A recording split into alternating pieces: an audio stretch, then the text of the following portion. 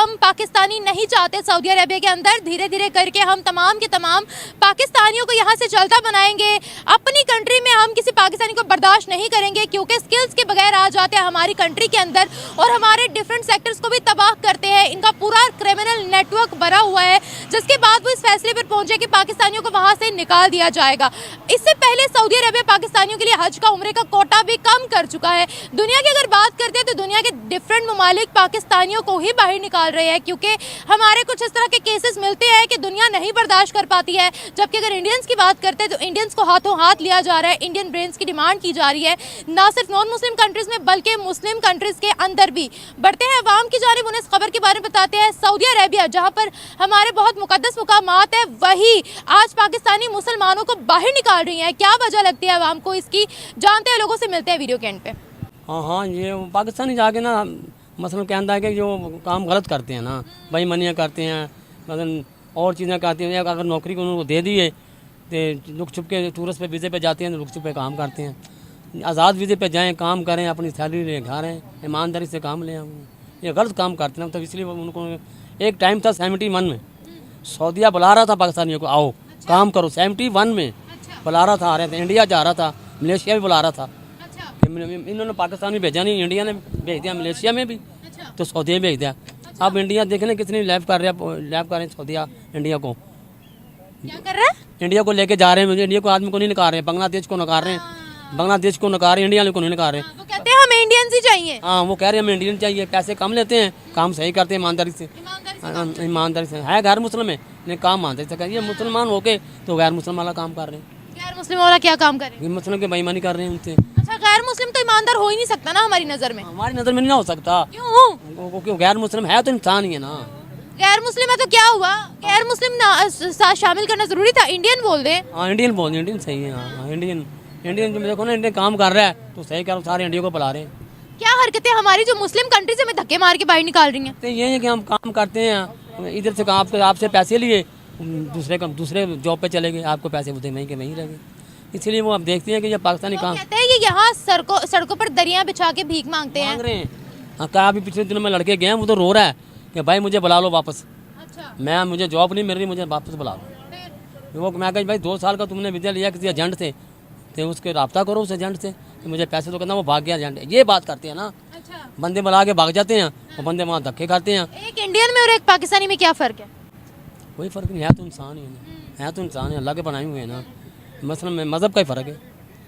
मजहब के फर्क के अलावा मैं सोच की बात कर रही हूँ, मैं उनके पर्सनल करेक्टर की बात कर रही हूँ। हाँ, वो अपने मुल्क की खातिर कर रहे हैं काम, हमारा मुल्क बदनाम ना हो। मतलब मैं एक लाइन में लगा हूँ रशिया में, मैं अपना तरीका इस्तेमाल किया मैंने, मैं पीछे से आगे निकल गया। वो सिपलिंग लोग सीधे लाइन पे जाते हैं ना, हर चीज़ लाइन पे नहीं रहती, फ़ोन भी कर रहे हैं लाइन पे कर रहे हैं। अगर उस यूनाइटेड स्टोर पे जा रहे हैं तो लाइन पे जा रहे हैं। मैंने कहा यार मेरे घर दोस्त है, 2 बजे यूनाइटेड स्टोर बंद हो जाना है। यूनाइटेड स्टोर पे कहते हैं मैगजीन बंद हो जानी। मैं पीछे से आगे निकल गया। एक लड़की पीछे से कहती है शुदा पीछे आओ। सामने काउंटर पे लड़की बैठी हुई थी, उन्होंने मुझे देखा पाकिस्तानी में, कहता नहीं था भाई इधर आओ, क्या बात है? मैं कहा मेरे घर लड़के आए, इंडियन मेहमान आए हुए हैं, मुझे खलीफ चाहिए, अंडे चाहिए। तो लड़की पीछे कहती ये पीछे से क्यों आया, इसको लाइन पे दो। कहती ये फॉरेनर लोग हैं, हम फॉरेनर लोग हैं, इनको पहले दे दो, ये स्टूडेंट लोग हैं, हम स्टूडेंट ज़ाहिर किए था, अपने मुल्क में जाके हमारी बदनामी क्या करनेंगे। वो कहती ठीक है। उसने लड़की ने मुझे सॉरी बोला कि पशालूता पसीबा दसुदानी, तुम्हारी बड़ी मेहरबानी, मुझे बदनाम ना करना हमारा मुल्क को। है ये सोच उन लोगों की है। अच्छा। हमारे मुल्क की, हमारे इमाम की क्या सोच है? कभी इंडियन से मिले आप? नहीं, इंडियन से नहीं मिला। नहीं मिले कभी इंडियन से? इंडिया कितना तरक्की में आगे निकल गया? इंडिया काफ़ी निकल गया, बहुत ज़्यादा निकल गया हमसे। कल सामने आपने देखा नहीं, सन पैंट की जंग में क्या थे वो, आपने पैंट की जंग आपने देखी नहीं होगी। आपने देखी है? क्या थे? सन पैंट की जंग, वो कुछ भी नहीं थे, वो डबरोल लोग थे, कारोबार उनका है नहीं था बिल्कुल। हमारा था, हमारा बहुत कारोबार था माशाल्लाह। 71 में कर्जों से फारिग थे हम।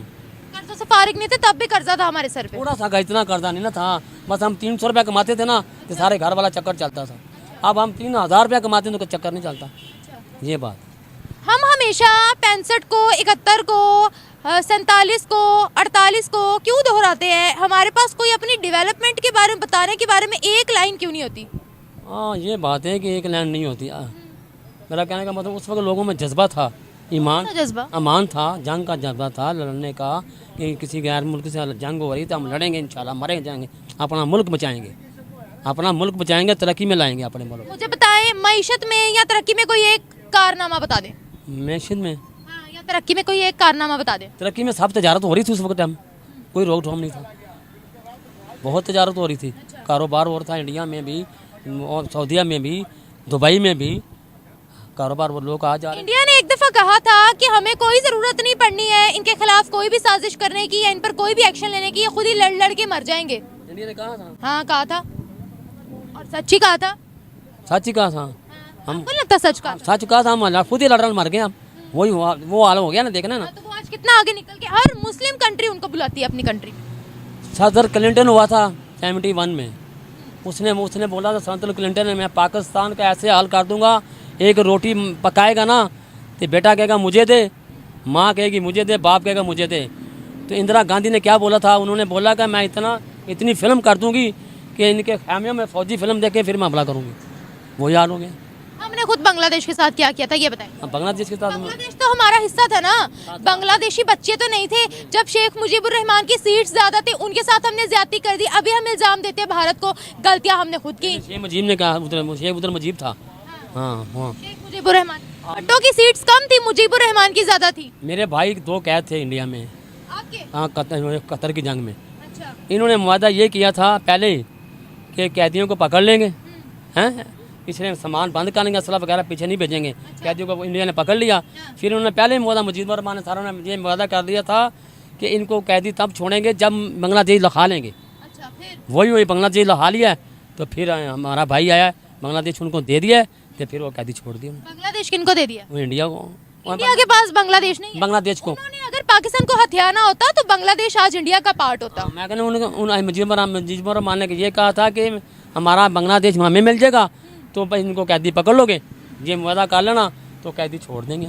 वही बात हुई, मेरे भाई फिर वापस आ गए। आगे थे वापस? वापस दोनों आ गए। क्या उनका पिछले असला बंद हो गया था, हम कहाँ से लड़ते, ये हमें घेरा डाल दिया था।